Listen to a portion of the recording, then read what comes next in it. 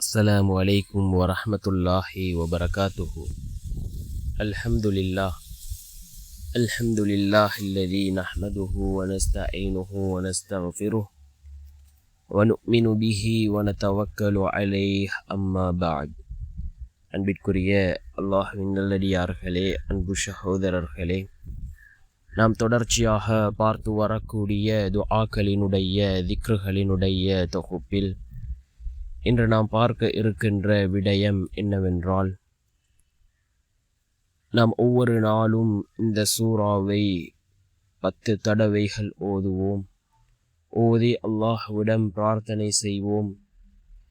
நாம் விரும்பியதை அல்லாஹ் நமக்கு நிச்சயமாக தருவான்.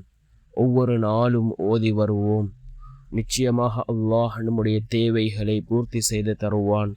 நம்முடைய எல்லா விடயத்திலும் அல்லாஹ் நமக்கு வெற்றிகளை தருவான்.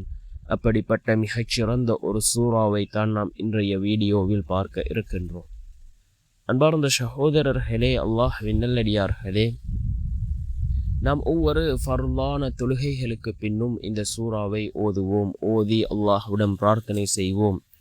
அதே போன்று மிக முக்கியமான ஒரு நேரம் இருக்கின்றது. அதுதான் லுஹாவுடைய நேரம், லுஹாவுடைய தொழுகை.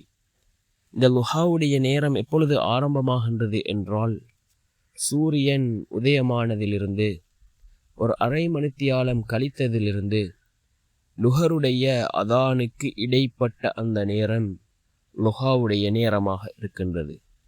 இந்த லுஹாவுடைய நேரத்தில் நாம் லுஹாவுடைய இந்த தொழுகையை தொழுதால், வளமையாக யார் தொழுது வருகிறாரோ அல்லாஹ் ஜல்ல சுப்ஹானஹு வ தஆலா அவருடைய வாழ்க்கையில் உள்ள வறுமைகளை அல்லாஹ் நீக்குகின்றான்.